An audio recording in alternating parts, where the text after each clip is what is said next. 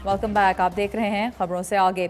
अगर आपको लगता है कि कुदरती आफात और मौसमों की शिद्दत में अब कुछ ज़्यादा ही इजाफा हो गया है तो आप गलत नहीं हैं। उनसे जुड़ी तबाही खौफनाक भी है और हैरानकुन भी। और माहिरीन खबरदार कर रहे हैं कि हमारी ज़मीन के माहौल में जिस तरह तब्दीलियाँ आ रही हैं वो अगर जारी रहीं तो मौसमों की शिद्दत में आगे चलकर भी मज़ीद इजाफा ही होगा। तफसीलात मदीहान पर से।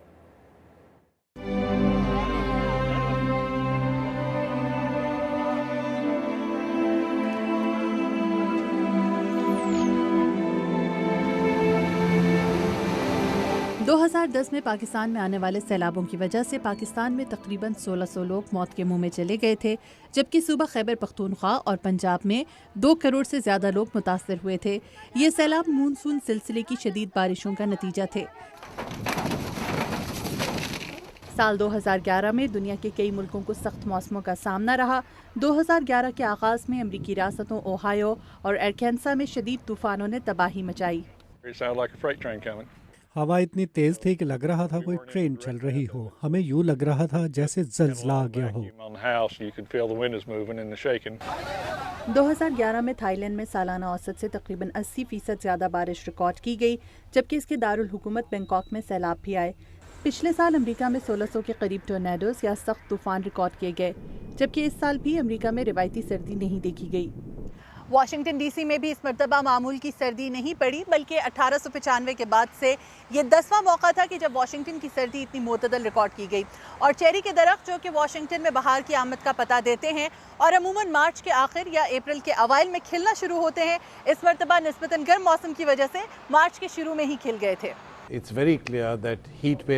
वाज़ेह है कि गर्मी की हिद्दत और मुद्दत में इजाफा हुआ है, जबकि दूसरी तरफ बारिशों की शिद्दत में भी इजाफा नोट किया गया। मौसमों के हवाले से आलमी तंजीम intergovernmental panel on climate change की हालिया रिपोर्ट के मुताबिक मौसमों की शिद्दत में इजाफा मुस्तकबिल में भी जारी रहेगा। अगर आप मुस्तकबिल की बात करें तो इस वक्त गर्मी की जिन शिद्दतों का हमें हर 20 साल बाद सामना करना पड़ रहा है, इस सदी के आखिर तक ये शरह 20 की बजाय हर 2 साल बाद होगी। राजेंद्र पचौरी कहते हैं कि मादनी ज़खायर से ईंधन के हुसूल के लिए फ़िज़ा में कार्बन डाइऑक्साइड और दीगर गैसेस का अखराज फ़िज़ाई आलूदगी पैदा करता है, जिससे गर्मी की शिद्दत में इजाफा हो रहा है। उनका कहना है कि अगर सूरत हाल यही रही तो हमें दुनिया भर में ज़्यादा खुश्क साली, ज़्यादा बारिशों और सख्त तूफानों का सामना होगा। हमें ग्रीन हाउस गैसेस के अखराज पर काबू पाना होगा। शदीद मौसमों की वजह से होने वाली तबाही दुनिया भर में सालाना तकरीबन 80 अरब डॉलर के नुकसान का सबब बनती है। मौसमी तगय्युर पर नजर रखने वाली आलमी तंजीम की इस रिपोर्ट के मुताबिक शदीद मौसम की सख्तियों से गरीब अक़वाम का नुकसान ज़्यादा होता है, क्योंकि उनके पास वसाइल कम होते हैं। ताहम माहिरीन को उम्मीद है कि अगर इस रिपोर्ट के नताइज देखते हुए चंद बुनियादी इक़दामात उठाए जाएँ तो मौसमों की शिद्दत से होने वाले नुकसान में कमी लाना मुमकिन है। रोज़ैन स्क्रिबल के साथ मदीहा अनवर, उर्दू VOA। और टाइटैनिक बहरी जहाज़ को डूबे हुए इस माह पूरे हो जाएंगे 100 साल। प्रोग्राम के आखिर में अब्दुल अजीज़ खान आपकी मुलाकात करवा रहे हैं उस अमरीकी फोटोग्राफर से जिसके कैमरे ने पहली बार समंदर की गहराइयों में डूबे टाइटैनिक बहरी जहाज़ की तस्वीर ली और उन्हें दुनिया के सामने पेश किया। टाइटैनिक जिस जगह डूबा था वहाँ समंदर की गहराई 2 मील से भी ज़्यादा थी। इसको तलाश करने वाली टीम में शामिल थे नेशनल ज्योग्राफिक के under water photographer emery Christophe. वो कहते हैं कि वो लम्हा भूल नहीं सकते जब उनको टाइटैनिक समंदर में गर्क मिला।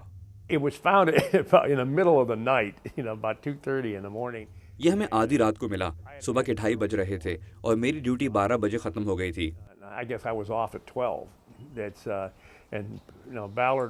डॉक्टर रॉबर्ट बैलर्ड भी कैबिन में सो रहे थे। जो लोग बैठे स्क्रीन पर तस्वीरें देख रहे थे, उन्होंने एकदम लोगों को जहाज में दौड़ाना शुरू कर दिया ताकि सबको उनके कमरों में से निकाला जाए। थोड़ी देर में हम सब मॉनिटर्स के सामने खड़े थे। टाइटैनिक के मिलने के चंद माह बाद 1986 में जुलाई की 12 तारीख को एमरी क्रिस्टोफ डॉक्टर रॉबर्ट बैलर्ड के साथ दोबारा उसी जगह गए। इस बार इनके जहाज पर टाइटैनिक तक पहुंचने की छोटी आबदोजें भी मौजूद थीं। मैं चाहता था कि एक वक्त में 2 सबमरीन उतारी जाएं, एक तस्वीर लेने के लिए और दूसरी टाइटैनिक पर लाइट डालने के लिए। दूसरी आबदोज के सामने टाइटैनिक को देखकर लोगों को उसके साइज का भी अंदाजा होता। दुनिया में बहुत कम सबमरीन्स ऐसी थीं जो 2 मील से भी ज़्यादा गहरे समंदर में उतर सकती थीं। इन्हीं में से एक में ये बैठे हुए थे। इसके बाहर इन्होंने जदीद किस्म के कैमरे नस्ब किए हुए थे।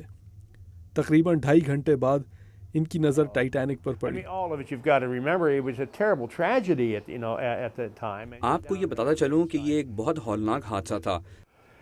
जिस जगह हम उतर रहे थे वो बहुत से लोगों की कब्र थी। हम अपना काम एहतराम के साथ करना चाहते थे। टाइटैनिक पर से आबदोज गुजारने के बाद इनको अंदाज़ा हुआ कि टाइटैनिक का मलबा 3 मुख्तलिफ जगहों पर पड़ा हुआ था। टाइटैनिक के 3 टुकड़े हो चुके थे। उसका सामने वाला हिस्सा तो बहुत अच्छी तरह से महफूज था। ये तो यूं मालूम होता था कि स्मिथसोनियन के अजायब घर में रखा हो। And about 600 meters away, you've got 600 metre दूर उसका मलबा पड़ा था, जिसमें उसके बड़े बड़े बॉयलर से लेकर छोटी छोटी प्यालियां भी बिखरी हुई थीं। that are down there in smallest teacups in it, and that's very, very close to the stern of the ship. Now, the stern of the ship. सबसे दूर उसका पिछला हिस्सा पड़ा था। अगर आपको टाइटैनिक फिल्म का वो मशहूर सीन याद हो तो ये वही जगह थी जहां डूबते वक्त लोग लटकने की कोशिश कर रहे थे। मगर इस जगह तो जहाज के इंजन और उसके प्रोपेलर के बड़े पंखे का भी वजन था। जब ये टूटा तो ये तमाम वजन लेकर समंदर की गहराइयों में बिल्कुल इस अंदाज में गया जैसे कि कोई तेज रफ्तार ट्रेन। फिर समंदर की तह से टकराने के बाद उसके परखचे उड़ गए और उसको पहचानना भी मुश्किल था। वो कहते हैं कि उन्होंने 50 घंटे ज़ेरे समंदर टाइटैनिक पर गुजारे, मगर उसमें से ज़्यादातर वक्त वो आबदोज की खिड़की की तरफ पुश्त करके बैठे रहे और छोटे 8 इंच के मॉनिटर में टाइटैनिक को देखते रहे।